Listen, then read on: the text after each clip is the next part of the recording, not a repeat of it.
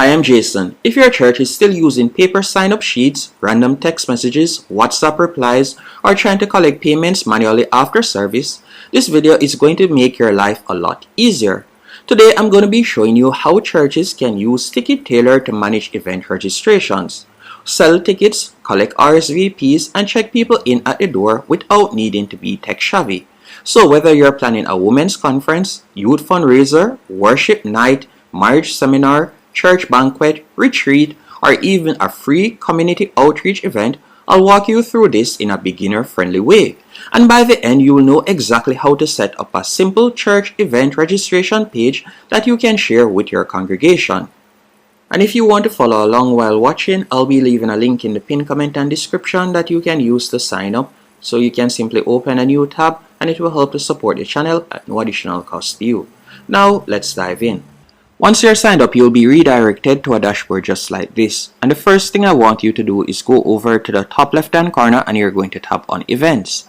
After you have done that, you're going to tap on Add New Event. And from here, you can give your event a name. For this example, I'll be calling my event Grace Community Church Women's Conference. So I'll simply tap right here. I'm just going to fill in the name. After you have added in the name, you're going to scroll down and from here you can choose the date that the event will be held on. So you can tap right here and let's say for example the event will be held on Sunday, and then you can choose the starting time. So the event will start, let's say for example the event will start at 10 a.m. So you can scroll up and you'll be able to select the time that it will start. So I'll select 10 a.m. and then from there you can choose when it will end. So I'll select Sunday once more, and then from there you can also select the time that it will end. So let's say for example it will be ending at 2:30 p.m. After you have done that, you could also choose if this is a recurring event. Once you have done that, you can tap where you see venue, and from here you could type in the venue. So for example, I'll just be typing in church. Then you could add in the postcode and the venue country. After you have done that, if it is a case that it was an online event, you would select online. Then you're going to scroll down and this is where you'll be able to create the event page. So for the event page, you could tap on description and you could add in a quick description. For example, your description could say something like, join us for a one-day women's conference filled with worship, encouragement, teaching, fellowship, and also lunch. Register below to reserve your seat. That's it. Simple beats fancy. The next thing you want to do, you can choose an image. So for example, you could upload a profile image, or we'll just be selecting a random image for this example's sake. So let's say for example this image. After you have done that, you're going to scroll down and this is where you'll be able to add in your different ticket types. Now to create your ticket type for this example, which is a women's conference, the first set will be volunteer registration. So this can be free. So we're going to simply tap right here, and from here you could type in the text, let's say get your tickets.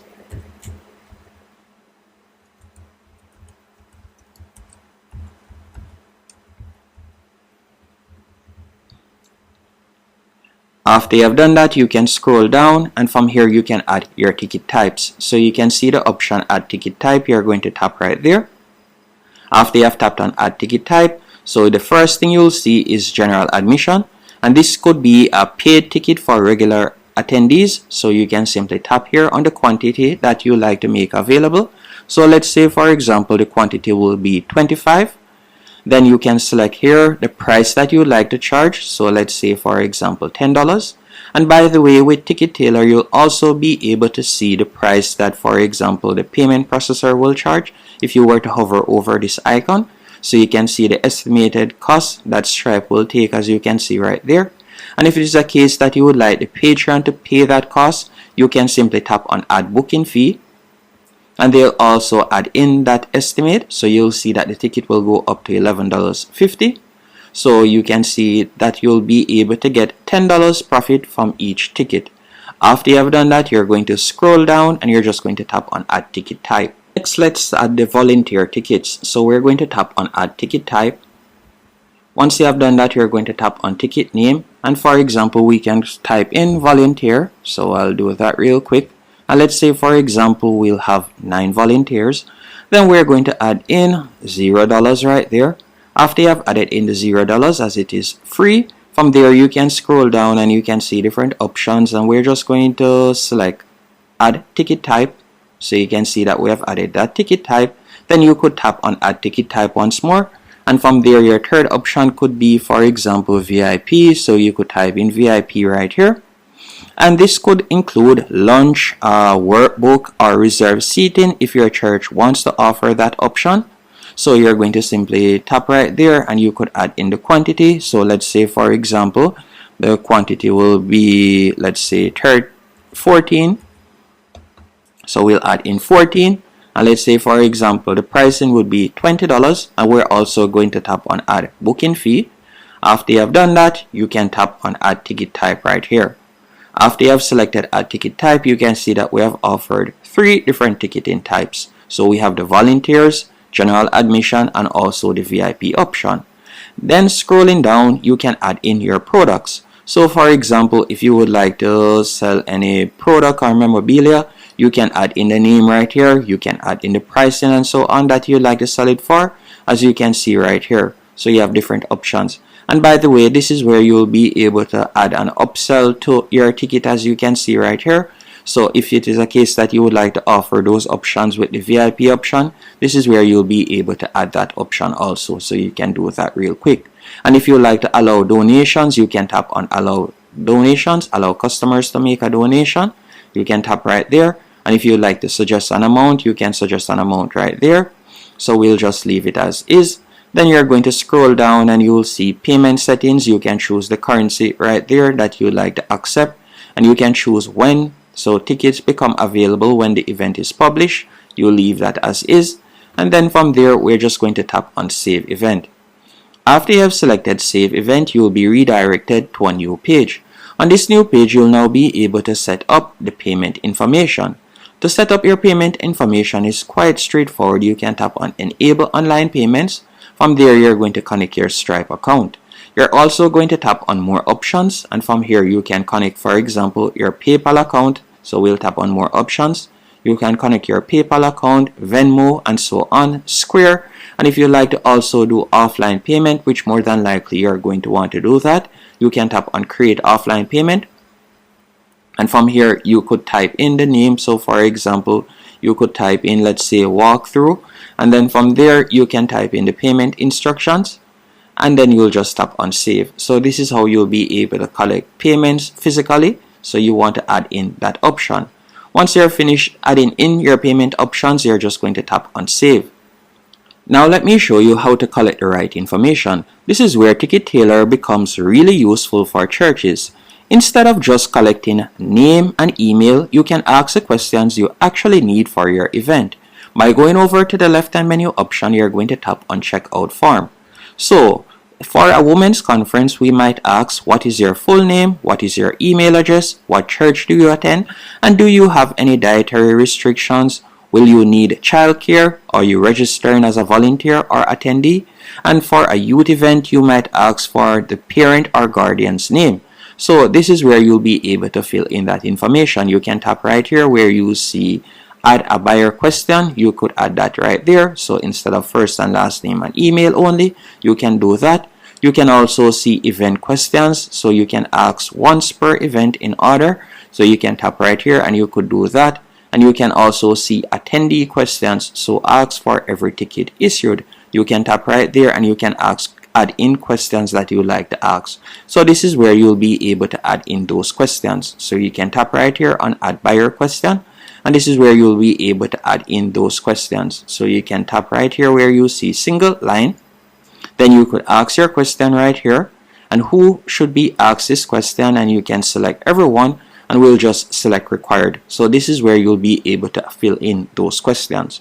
Once you're finished, you're just going to tap on save custom questions. After you have done that, all you'll need to do now that you have created your event and you have added also the payment option, you're going to share your event link. So you're going to go back. So we're going to go back to events right here. We'll tap on events and you're going to see your event. So you can see it right here. And you're just going to tap on the 3 dots. After you have tapped on the 3 dots, what I want you to do is select view event page, and you'll be able to see how it looks. So you can see how it looks right there. and you could tap on get your ticket to see an example. So you have the general admission, you have the free, and you have the VIP option. So let's say, for example, we were to select general admission and we were to select one ticket. You could tap on next. After you have done that, they'll be able to fill in the checkout information. So this is where the questions would pop up. Then you're just going to tap on next, and from there they'll be able to access the ticket. And that's basically how it will look. So what you want to do is you're going to go back into Ticket Tailor, and to share your ticket, you're going to tap right here. After you have done that, you're going to tap where you see draft, and you're just going to select publish, and that's how you'll be able to publish it. After you have published it, you're going to tap on share event, and you'll be able to share it. Now, on the day of the event, Ticket Tailor can also help with check-in. So instead of printing a long list and manually crossing off names, your volunteers can use the check-in app to scan tickets at the door. This is especially helpful for events where you expect a lot of people to arrive at the same time. For example, at a women's conference, people may arrive between 8:30 and 9 a.m. If check-in is slow, the lobby gets crowded. But if volunteers can scan tickets quickly, check-in feels more organized and professional. Here's another beginner-friendly tip. Have at least 2 people at the check-in table. One person scans tickets, the other person helps people who forgot their ticket. Register under a different name or need help finding their confirmation email. That keeps the line moving. Thanks for watching. Hope you found this tutorial helpful and informative. And by the way, you'll be able to also check the issued tickets by tapping on issued tickets from the left-hand menu option. You'll see them right there. And you can also see export door list. This is where you'll be able to export the door list to see the amount of persons. So you could tap right here, and you'll be able to export the attendee name and so on. You can download it as a PDF file. And by the way, this is how you'll be able to also get the check-in app. You can tap right here, and you'll be able to get the check-in app. You can download it whether it be to an Apple device or to a Google device. Thanks for watching.